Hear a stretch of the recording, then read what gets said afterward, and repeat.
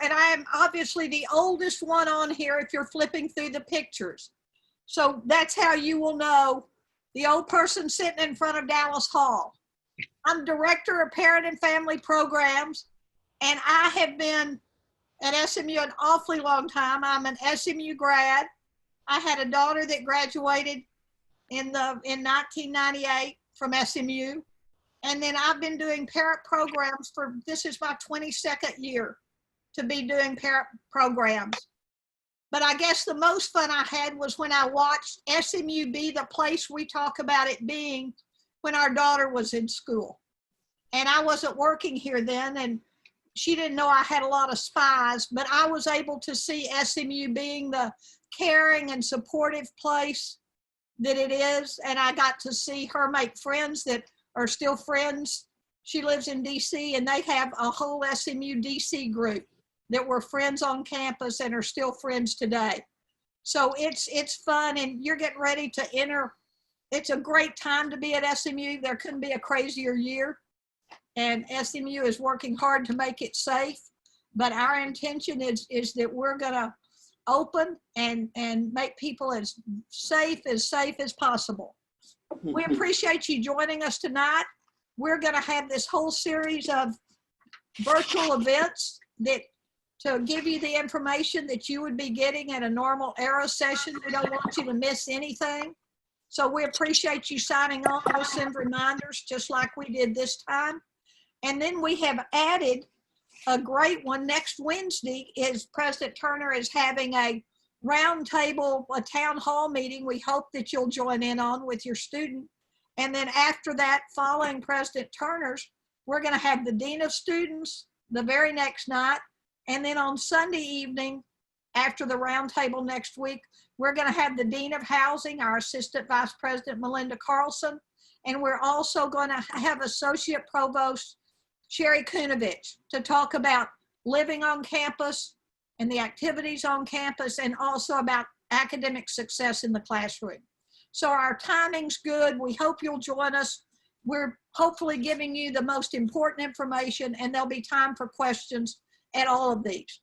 Now I'm going to move right to tonight's. Want to introduce my friend, dear friend, Marjorie Savage from Minneapolis. She has her master's degree from University of St. Thomas in St. Paul, her undergraduates from University of Michigan, if we've got some Michiganites here. Marge is a consultant, a writer, an author. Now, in her retirement years, she's a researcher, an educational specialist, researching parents and families and students. She was parent program director at the University of Minnesota from 1993 to 2015. So she really is considered on a national level an expert in family and college relationships. I asked her for a resume, even though I know her well. I asked her for a resume. So just to capitalize it, she sent 3 pages of presentation, single-spaced, 1 of her publications and her research, single-spaced, and a page of grants and awards that she's received. I got to know her as the co-founder of AHAP, which is a national organization for parent program people all across the country. She speaks nationally on topics of communication, parent needs, parent roles, mental health, college do's and don'ts. She's spoken everything from boomer parents to Gen X to Gen Y and now Gen Z. But what probably qualifies her most to talk to us tonight is she's the parent of 2 sons who are successfully grown up now, and she saw them go through all this. You'll see on the video, on the slide here, is Marjorie's newest book, and that's why I'm so pleased we could get her. This is her revised book that she wrote quite a few years ago, but she has just redone it, and it was released the end of June. So we're giving you the most current. So Marge, I'm going to send it to you, Marjorie Savage. Okay, thank you, Deanie. And thank you for inviting me tonight. I'm happy to be with you all this evening. I hope you're all doing okay. Now, Deanie mentioned that I've worked with parents of college students for a good long time. And like she said, I also sent a couple of kids to college. So I have that in common with all of you. I know what this feels like. And the good news is that my sons came out the other side of the process. They got jobs, with insurance and benefits and the whole 9 yards. Their education has absolutely paid off. So your dreams can come true. Just a quick explanation of what I want to do this evening. First, I have notes. If I don't have notes, I tend to ramble, and I want to be respectful of your time. And we want to make sure to leave some time for you to ask questions. If you have questions, please put them in the chat as we go along. Otherwise, there'll be a chance at the end. I think then you can actually ask them. Is that right, Alex? Yeah, okay. I will be working with Alex this evening to change the slides. So if there's an awkward pause as we move along, that's probably me trying to get to the next slide. I apologize, but I am not a Zoom expert, and that's why we have Alex working with us tonight. Thank you, Alex. And will you first, will you go to the first slide, please? I want to start tonight by acknowledging that this year, everything is different than what you were all expecting. COVID-19 has changed everything, and it will affect how students feel about college and how they'll experience college, at least for this fall semester. I know what a disappointment this is to students and also to parents. If you're feeling frustrated, maybe confused, your emotions are entirely understandable. You had an image of what it would be like to send your student to college, and things just don't look like what you planned. You're looking for guarantees that your student will be safe, and you want assurance that the school will provide a normal student experience. But right now, guarantees are not possible, and normal doesn't even seem to exist. Now, I don't know if it helps to hear this, but even if there was no COVID-19, you would still be stressed and overwhelmed, because this time leading up to college is all about preparing for change, and change is hard. Alex, could you do the next slide, please? Right now, you've got, what is it, like 3.5 weeks before your student will move to campus, and if any of you are suddenly feeling sick, I understand. But really, even in the best of times, these would be difficult and challenging days. For students, the last few weeks before they start college is both exciting and kind of scary. They probably aren't coming out and saying that they're concerned about leaving home, but they're likely to act a little testy, maybe even kind of annoying. Their emotions are really close to the surface. It's hard to know what might set them off. If you tell your student maybe to move his sports gear out of the hallway so people could get through, he feels like you're treating him like a little kid. If you remind your daughter that she needs to do some packing, she thinks you're nagging. But if you don't offer to find some boxes for her, well, you obviously just don't care the least bit about what she's doing. It might seem like some of the biggest problems that come up are between the student and whichever parent he or she most closely resembles. It's hard to imagine a major confrontation as a compliment, but if you and your daughter are arguing constantly and you're wondering how you suddenly became the worst parent in the world, it's probably a sign that she is much like you. And that disturbs her endlessly. There's just a lot going on in their heads right now. For instance, students who have been in some kind of romantic relationship this summer, they're facing some major decisions. They're trying to figure out what needs to happen with this relationship. Some will work out an agreement that they'll stay in touch, they'll both date if they get the opportunity, and they'll just look forward to getting together again over Thanksgiving. Some are making promises that they will always be together. This will never end. For others, there might be long talks and lots of tears about what's coming next. And occasionally there might be no conversation at all until a week after one of the students leaves home. Then there's a phone call, or worse yet, a text saying, it's over. And for parents, those breakups can be a little difficult too. I adored my son's high school girlfriend, and I was just devastated when they broke up. It's okay now. He ended up with a wife who was wonderful. She was well worth waiting for. But you might have to do a little bit of grieving over all this. Now, on the other hand, I still remember a father who attended our day-long parent orientation. He had spent the whole day watching presentations, sitting in meetings, getting lots of information thrown at him. At the end of the day, I did a program and then asked if anybody had any questions that we had failed to address that day. So this one father raised his hand and said, you know, this has all been really nice. I appreciate it. You've given us a lot of information, but you didn't answer the one question that I came here to get an answer to. When is my daughter going to dump her loser boyfriend? And now he wanted a precise answer. How many more days did he have to wait? So if that's your question and there's a loser boyfriend or girlfriend, what I can tell you is that it's pretty common that any relationships that don't end before school starts, or maybe within those first few weeks of school, they rarely last through Thanksgiving, and almost none of them will make it until Valentine's Day. Alex, could you go to the next slide? It's not just the romantic relationships that are an issue right now, though. Friendships are very important to adults at this age. It's not your imagination if it feels like your students' friends are more important to them right now than family is. At this moment, those friends have much more in common with your student than you do. Everything is changing for your students and their friends.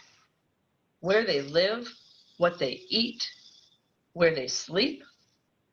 They're confident that you will always be there for them, but they're not so confident about their friends, and they need to talk with friends who are going through the same transition that they are. Now, at the same time, your students are already working on making college friends.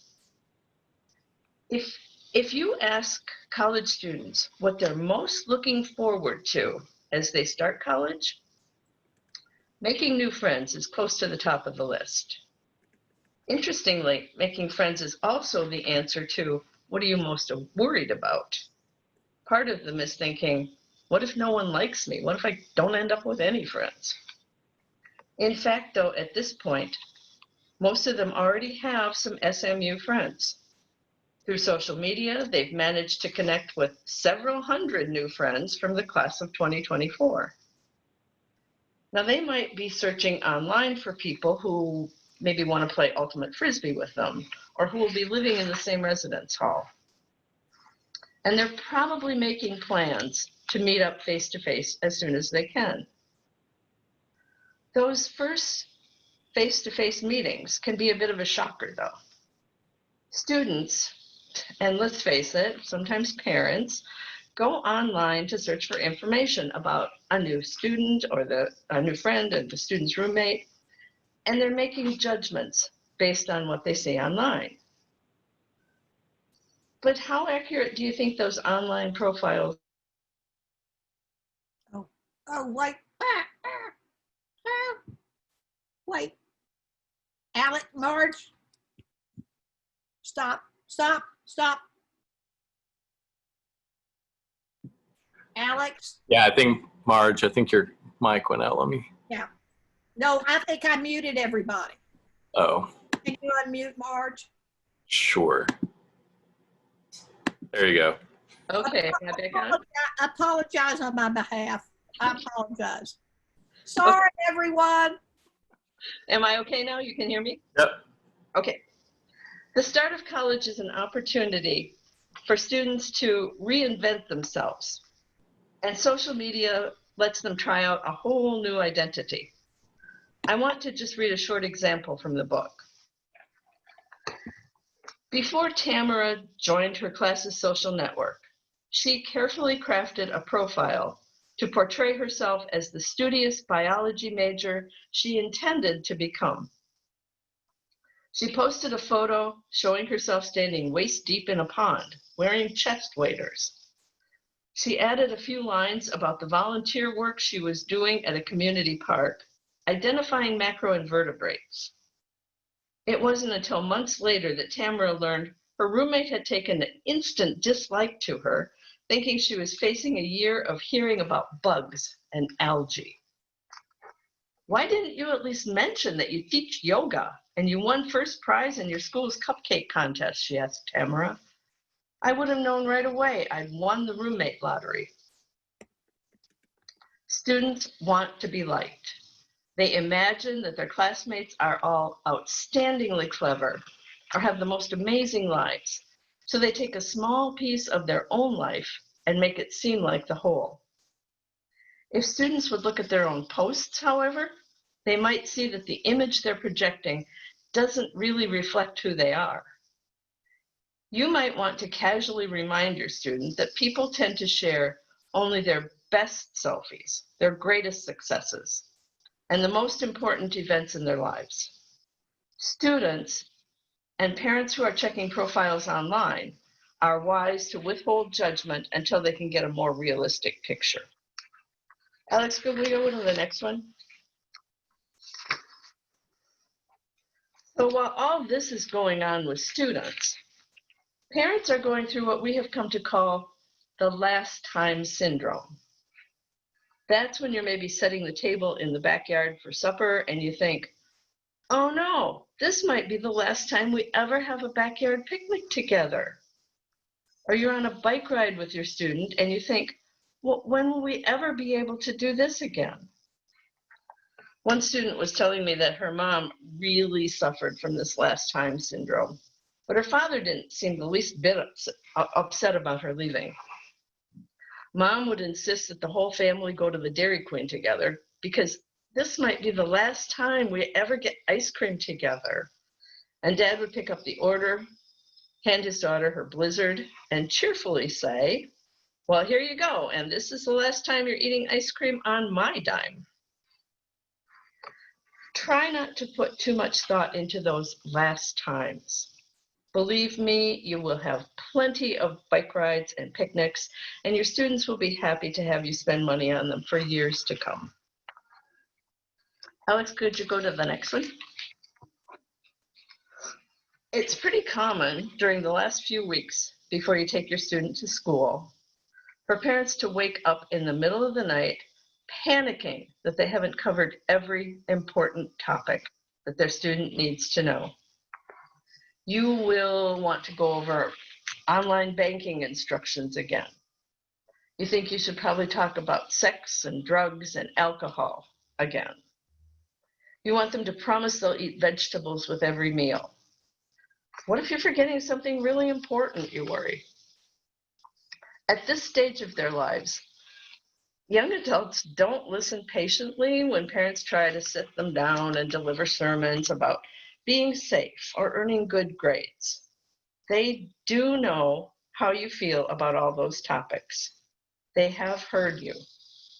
But at the same time, it's good for them to understand what your expectations are at the college level. And honestly, there are things the school would really like for you to go over with them before they hit campus, like that alcohol talk.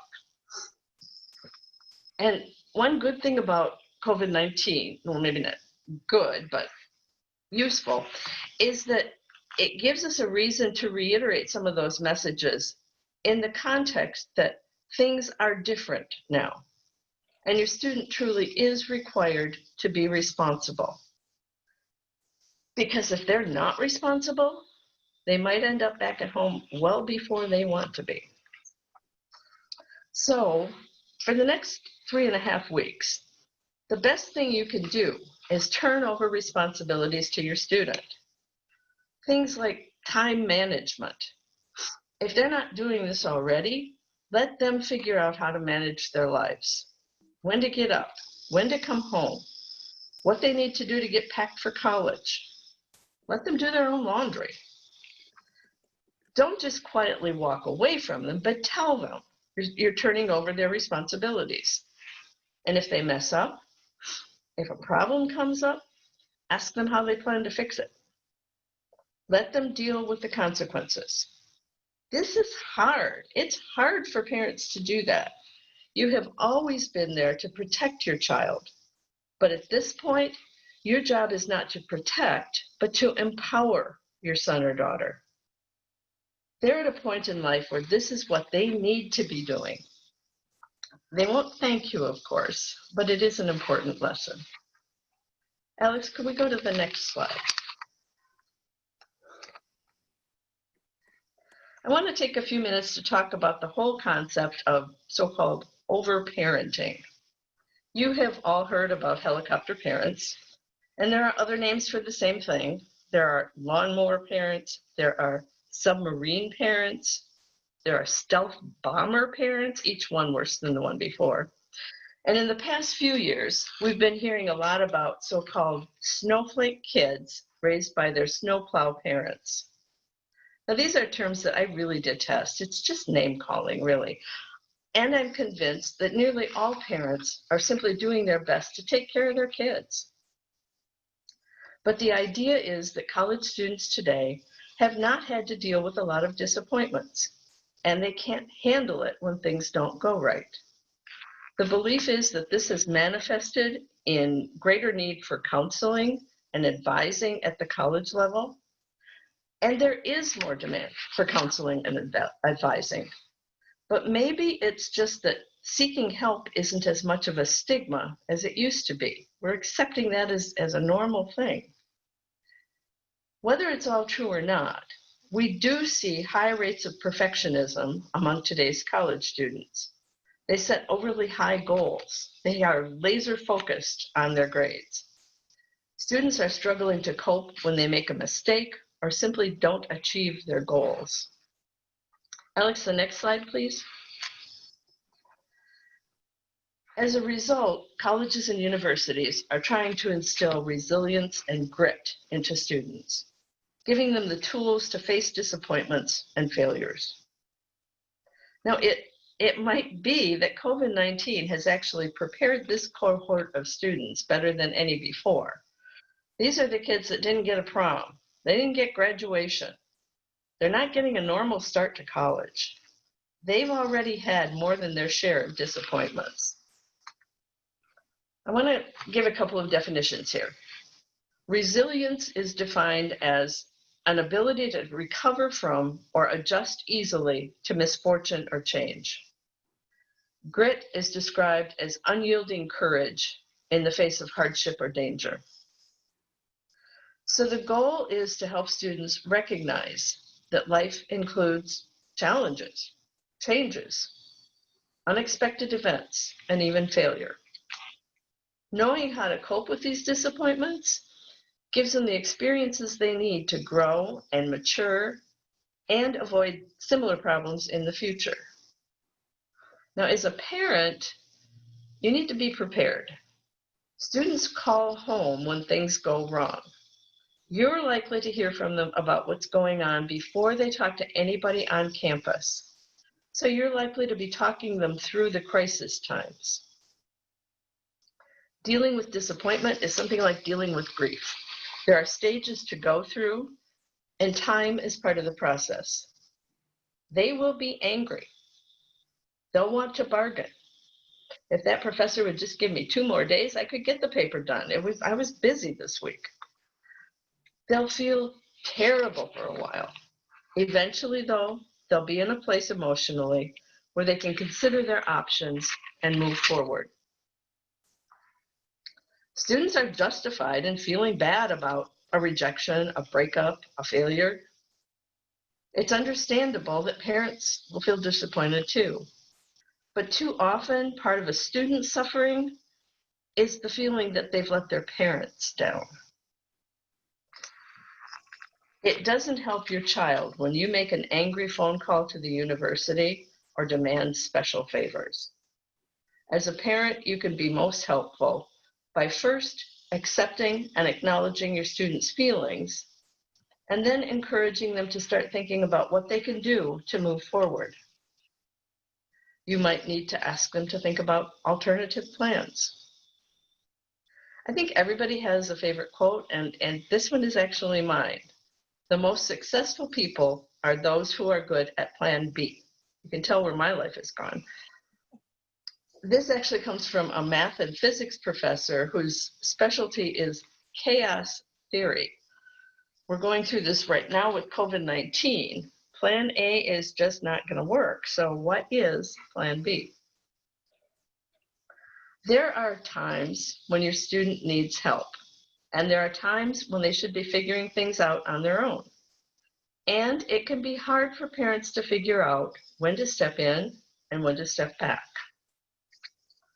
I will say parents get blamed a lot for intervening, but sometimes not stepping up is the worst choice. I've known parents who didn't step in when they really should have. And their reasoning was they didn't want to be seen as a helicopter parent, so they didn't get involved. That can be more dangerous than not being there for your student. And there's a difference between being there and taking over. So there are a few questions you can think about when you're trying to understand what you should be doing. The first question, and the most important, is to ask yourself, can most students this age handle this kind of a situation on their own? And I'm going to repeat that because it's really important.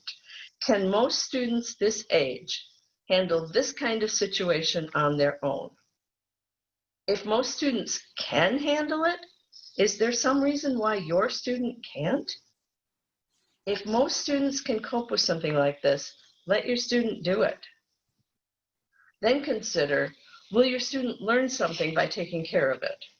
Students do learn by working through problems. And they meet the people who can help them now as well as in the future.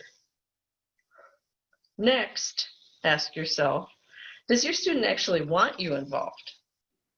Often when students call home with a problem, they're trying to figure out for themselves what exactly happened. They're wondering, is this really a problem? Is it my fault? Do I have to do something about it? And how do I even talk about it? They're practicing what words to use and trying to decide how significant this whole thing is. And finally, ask yourself, do you actually have the full story? Students usually present problems in ways that make themselves look best. Actually, we probably all do that, right? I'm not saying they're lying. They're just polishing the story. Still, there are times when parents should be involved. So there are a couple more questions. Is your student able to communicate? If there's a serious health issue, you might be the one who needs to relay information who need to know it. But if your student is capable of communicating, it's usually best to let them do the talking. And the other question, does your student have physical or mental health issues that prevent making well-informed decisions? If that's the case, then yes, you are the next most important person to be speaking. And if you do need to step in, keep your involvement as minimal as possible. And frame your questions around, what does my student need to do? Not, how can I fix this? Or how can I make this all go away? Let your student do as much of the work as he or she can. You know, actually, this is all about normal student development, what students are supposed to be learning and doing at this stage of their lives. Okay, I want to take a few minutes now to talk about move-in day, because this is going to be an emotional day for you. One thing I have in common with all of you, one of my kids went to school in Texas. Different university, different side of the state, and entirely different circumstances. There was no COVID-19. But that was the day I learned that no matter how well you plan for that drop off at college, it's not going to be exactly what you want. I'm going to read another little bit here from the book. Excuse me for just a minute. Okay. Despite all your planning and preparation, the only sure thing about your student's first day of college is that it will be unpredictable. When we took our oldest son to college, I was certain that we were all ready for this step. We packed our 2 cars for a leisurely 3-day road trip vacation from Minnesota to Houston, Texas. With our 2 sons in one car and my husband and me in the other, we started our 1,300-mile journey south. We carefully planned meeting points for gas, meals, and hotel stops along the way so that we could change drivers and make sure the vehicles were both running well. After arriving in Houston and finding the residence hall, we watched our son check in at the front desk. The student worker on duty welcomed him and gave him his room key, a booklet of residence hall rules, and a 2-page handout on bright yellow paper covered with bullet points and bold type. "These are your hurricane instructions," I heard him say to my son. "You might have heard there's a hurricane just off the coast. It was supposed to land farther east, but now they're saying it could come short near here sometime during the night. If it does, we'll be knocking on doors to get everyone up and moved into the hallway." I had been confident our son was prepared for everything he would need to know for college, but hurricane survival tips had never entered my mind. We hadn't paid much attention to the news on our way south, and a pending storm was not on my radar. I stepped up to the desk and said, "I have been reading all the information the university sent, and there was never any mention anywhere of hurricanes. He's from Minnesota. He doesn't know hurricanes." "It's okay, ma'am," the student said. "We've got this. We've been through it before." As hard as it was to accept, I had to recognize that things would happen during the next 4 years that I had never predicted, and my son wasn't prepared for. I needed to trust his judgment, and I needed to have confidence in the staff at this university. As they reminded us at the parent welcome, fully trained, professional, and caring advisors, safety officers, and student services personnel were on duty around the clock to deal with not only the typical problems that college students experience, but also any emergency situations that might arise. And that's what I want you to remember. You can't predict or prepare for everything that might happen. And there are people on campus whose job is to be prepared for the unexpected, and they're trained to handle emergencies. You should put your trust first in your student to figure things out, and then in the university to be looking out for all students' well-being. Alex, can we go to the next slide? Okay, one more thing. While you're figuring out the plans for taking your student to school, do some planning for what you can do yourself after you've said goodbye. When you get in the car to head home, if you don't think you can get away without crying, at least drive a few blocks away before you start sobbing. Your student should not be able to look out the window and see the car still in the parking lot, and you with your head on the steering wheel. Have some music figured out for the ride home. There are probably some tunes your student would not let you listen to when they were in the car. Crank the sound up and put them on and sing along. Scientific fact here. Singing releases endorphins, and endorphins make you feel good. Exercise and chocolate also make you feel good. So maybe stop along the way somewhere and take a short hike. Get yourself a hot fudge sundae. Make this a celebration road trip. When you get home, keep the party going.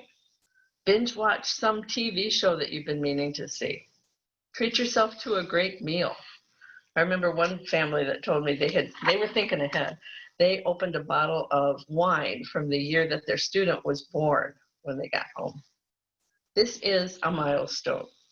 You've prepared for this day for years. Enjoy it. And thank you for listening. I think we'll take questions now. Deanie or Alex, do we have any questions yet? We're going to do it on the chat. Can you all, if you can all get to your chat, send us some messages on the chat that we'll read out and mention for Marjorie to hear. Or for Deanie to hear. or and for Deanie to hear. Marge, they really liked your 6 questions. Oh, good. Okay. Can you just blitz through those real fast one more time while they're putting in some questions, the 6 questions you said to ask? Okay. Hang on. Okay, the first question, can most students this age handle this kind of situation on their own? If most students can handle it, is there a reason why your student cannot? If most students can cope with it, your student should be able to do it. Will your student learn something by taking care of it? Does your student actually want you involved? And do you actually have the full story? And then the ones when you really should be involved, if your student is not able to communicate, you may need to be the one who speaks for them. And does your student have physical or mental health issues that prevent making well-informed decisions? Okay, Marge, here's one. Marge, do you have some advice for the parting words of wisdom on drop-off day? Great question. Great question. You know, truly what your student needs to hear from you is that you believe in them, that you know that they're going to be okay, that you love them. When you're ready to go, say, I know you've got this. I love you. Stay in touch. And it's good to have a card to hand them as you walk out the door too. Put some cash in there. Yeah, that never hurts. That never hurts. Here's somebody ask a question about Texas weather, and they're kind of unfamiliar with weather events in Texas. That would be something for you to handle, Deanie. Well, we're more in the tornado country, so your students will hear sirens periodically, not very often, but they may, hear a shelter in place or a warning. And as parents, you can get on to receive those same texts that students get for emergency weather and emergency situations. We won't text you everything, but in a case like that, we do have a way to do that we can, put on the next Zoom what that contact information is where you can sign up to receive those. But really, even though the Texans may like to go outside and watch the tornado come, I highly recommend that your students go on and take shelter. And there are always basements and things that we encourage them to take shelter in. But about the worst thing are tornadoes. But go ahead, Marge. Do you get snow? Do they need winter coats, boots? Well, that's considered an emergency too. If we get any snow or freezing rain, have your students stay in. Do not get their car out if they're bringing a car. If any Dallas people don't know how to drive in bad weather. So I married a guy from Indiana and he thinks we still drive terrible in storms. So keep your students off the road. But I will tell you that SMU rarely cancels classes. That regardless of snow or ice or what might hit, Gerald Turner always feels like the majority of our students are here living on this campus and they need something to do. And so you will find SMU rarely cancels its classes for weather. So Leslie, what other, do we have some more questions? Yep. Hey everyone, I'm Alex Munoz. I'm with the admission office. I think, Deanie, another question I see is about how our students can actually get together during COVID restrictions. And I think you may cover that in a future presentation. Right. But social distancing, masks, washing their hands are going to be key. And if we don't start out with the students following the directions and being a part of the solution, it's not going to work. So please send your students with masks that they like to wear. SMU will have plenty of giveaways, but they may not like that one. So find them some masks they're comfortable with. That might be a good thing to teach them how to wash that mask instead of sending it to the laundry service, but send them a stash of those so they feel comfortable. Everybody's going to be in one, but just have them be in one they're comfortable with. Then should we plan on having a specific time each week to speak with our student? What's your experience, either of yours? I'm gonna talk about a research project that I think it's the University of Pennsylvania or Penn State. Penn State, I believe it is. And it actually relates to alcohol. They have done research that shows that when parents talk to their students at least once a week and mention their expectations related to alcohol, that actually has more power than peer pressure. And the day to talk to your student and let them know your expectations about alcohol is Thursday, because then they're thinking about the weekend, and it has worked. So if you're going to make a call on a weekly basis, try and make it on a Thursday. Love that suggestion. Love it. And then I'm not sure, Marge, if you know the answer or if you have an opinion. You may, but can a student opt to study online at home if they do not feel comfortable living in the dorm because of the pandemic? Have you put any thought into that? I think, Deanie, do you have policy from the university on that, from SMU? Yes, our students can opt to do that, but they must opt out, and they can go on and do that if they decide to do that for this semester. Yep. But the student has to elect that and let us know. And can they partake of other like student organizations and everything if they do that? Well, if they're on campus going remotely, they need to do some of their activities remote too. They can use the Dedman Center and some of those activities. But it doesn't make any sense for them to be going remote. If they live in the Dallas area, they can do that. But to go to a sorority meeting on Monday night doesn't make any sense. So if they can go to the sorority meeting, the sense is they could go to class as well. So they can still do the activities, but they would do it remotely as well. Ah. Alex, do you have something to add to that?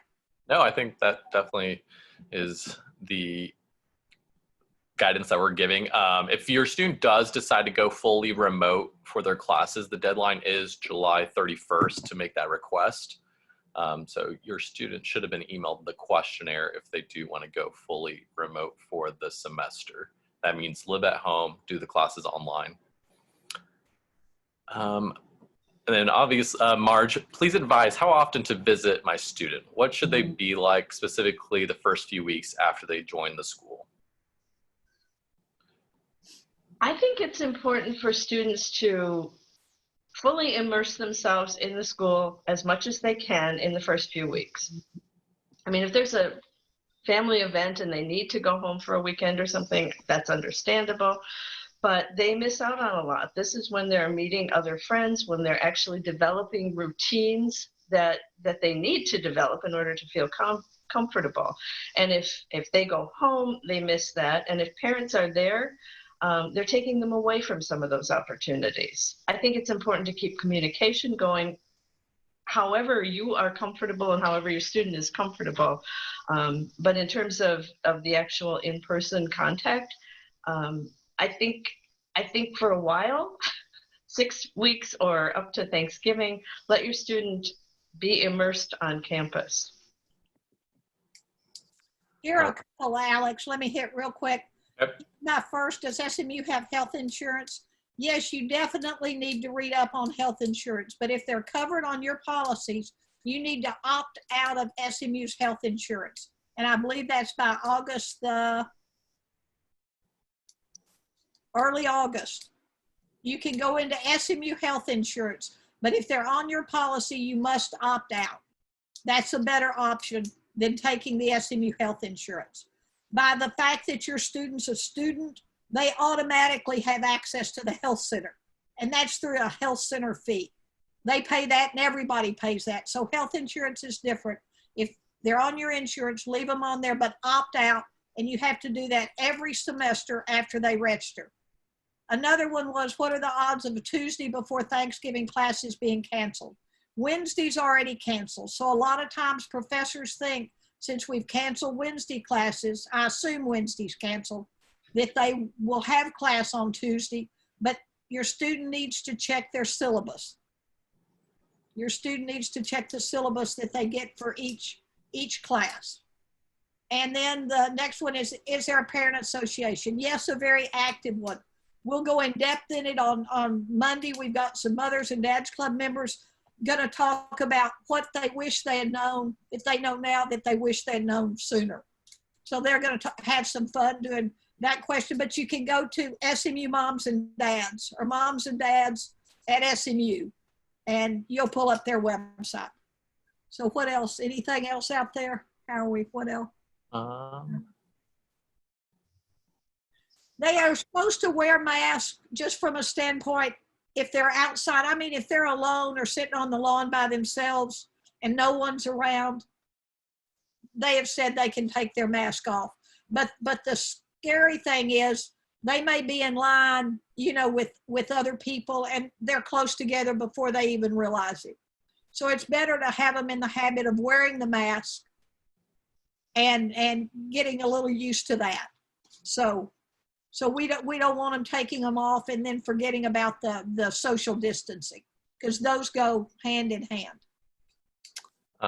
Dina, do you see the question a few times about family weekend? Do you have any updates on if family weekend's happening? Oh, if we ever had a family weekend we want to have, and we're planning on having, we play TCU in the football game this year, and we always love it because we think this will be a game where we have more SMU fans than we do TCU fans. So we want to fill every fifth seat with one of our SMU fans. We'll probably still be social distancing, but we want to fill that stadium with all of you all. We like family weekend, first 6 weeks of school or so. It's September 25th and 26th is when it is. It's still on the books for both TCU and both SMU and TCU. It's a good time to check in with your student. How do they look? How are things going? How's the money holding out? Just how do they look? We had one mother a few years ago that said, I just got to get there on family weekend. And she had put 6 fitted sheets on her son's bed and told him to take one off every week, and she'd be back for family weekend. So it was important, but that's just a tip. You may want to do it. Come with a handful of fitted sheets and just have them take them off each week. So that's one solution. And I will say, I was in the admission office this past week, and one of our tour guides who's on the planning committee for Family Weekend with Student Foundation, they are planning for Family Weekend to happen just in a socially distant way. So instead of maybe like a big barbecue, Dini, I'm not sure if you've heard, but they were thinking maybe like more like a grab and go to your own spot and make it that distant wise. But I think they're trying to be creative, and I think hopefully they'll announce some new stuff in the next few weeks, if anything's a big change. The groups are going to figure out how to be groups within this distancing. They're all going to do it. They're going to start, and they're going to learn a lot at Stampede, because they will be assigned a Stampede group at the first of school. It's also be doing it virtual as well if your student is staying at home or staying far away. But they will have a Stampede group that will be their group, and they will pretty much stay with that group as if it was their family throughout. They will interact with other people, but they will have their family that they will stay most closely with. I do see if a student starts the semester and then they feel that they are not comfortable with COVID situation, can they decide to finish the semester online from home? My understanding is yes, they could if they wanted to, because all the classes will have a remote option. So all the classes will be recorded and have the option to do stuff virtually if they want to. Yes, that's my understanding. Yeah. And then Dini, I'm not sure about Stampede. If you have any, or maybe Mindy next week can answer that. Now, where is the question on Stampede? Any updates on Stampede? Any updates? Well, they probably won't do Discover Dallas. Your student can, and if, Discover Dallas with a group of their friends, they probably versus going in buses all over town. They probably will not do that because the buses are not, but they've got some other virtual Dallas activities going. They will still have what's known as candlelight. So don't talk about it with your student because it's a little bit of a surprise, but they will still be having candlelight. They will still be having some of the sessions. They're going to have the kickoff for Stampede in the football stadium. So, and you're welcome if you're still in town to come and watch if you want, but it's going to be live streamed so everybody can be a part of it. But they're doing as many activities, you know, as they can to make this work. And I do see the question about there's living on campus. There's no way that all your classes would be online. That is true.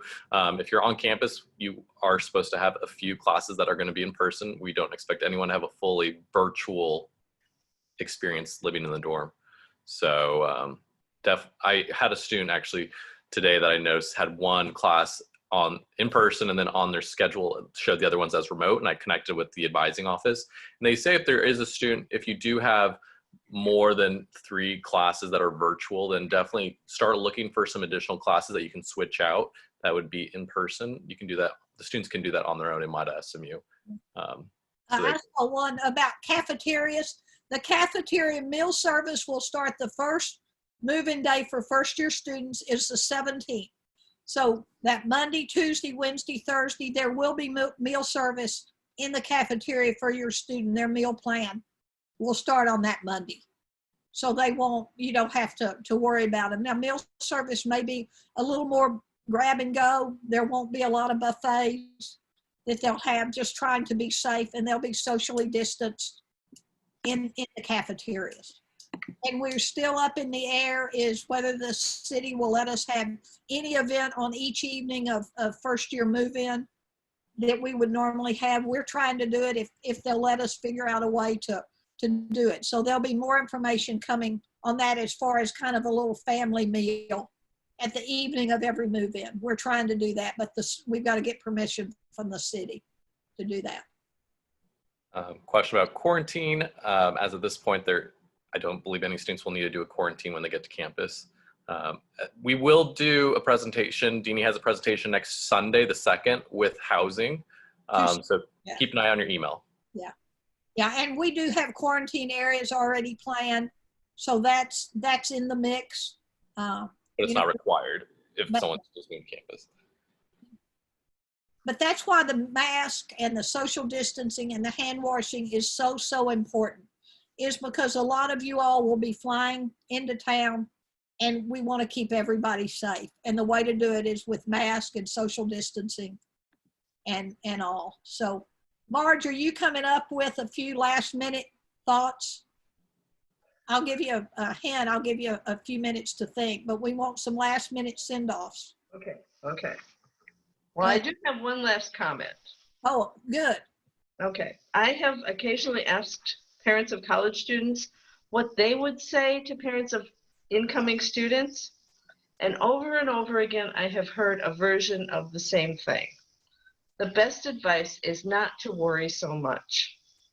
The things we were most concerned about never happened.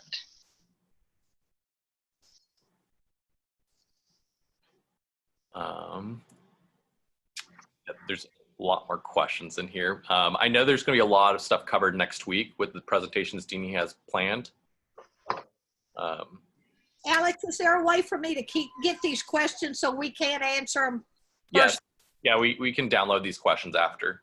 Okay. And Deanie, do you want to go through your presentations you have planned next week so they know what's going to be covered in each one, and these questions are going to be answered over the next week?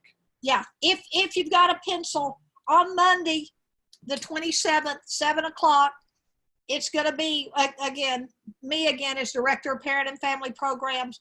We're going to do the Mothers and Dads Club plus successful transition and final reminders, and we'll cover some of these various things. We may have a special guest, we aren't sure.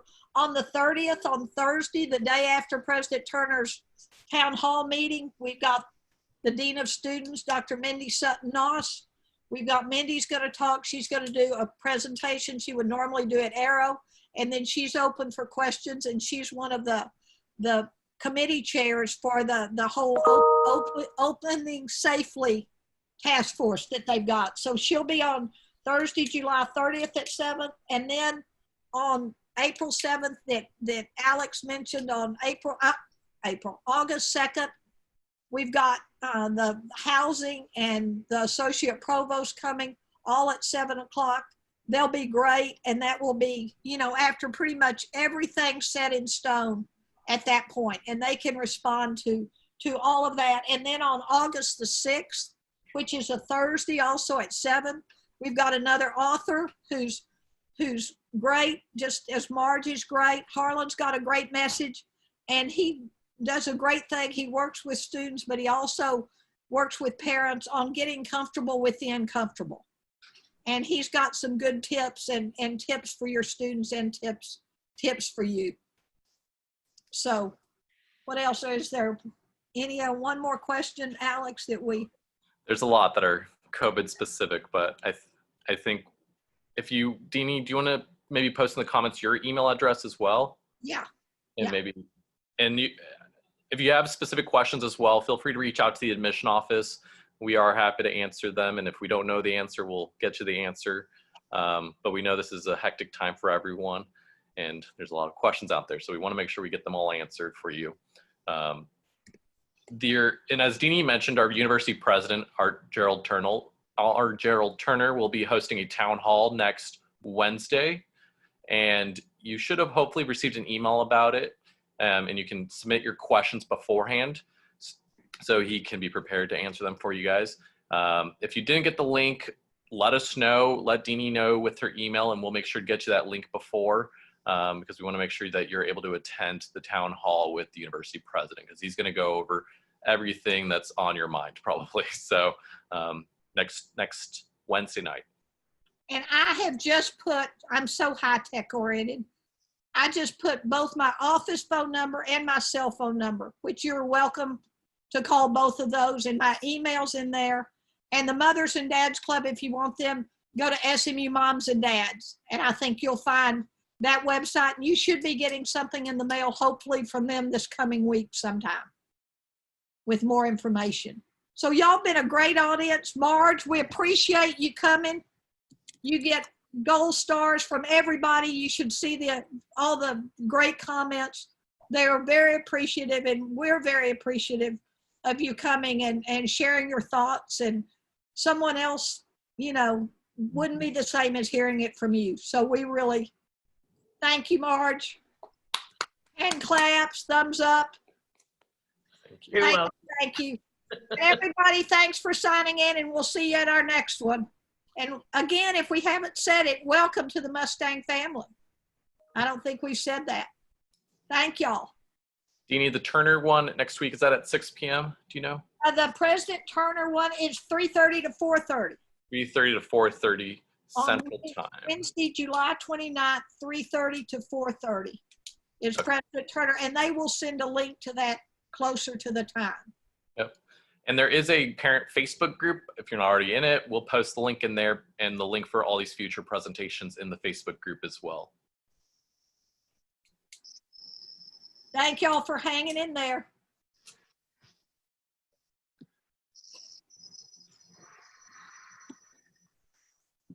Alex, do we leave? Do you leave? If we're done for the night, yeah, thanks, Deanie. Hey, Thanks. still there. Thank y'all.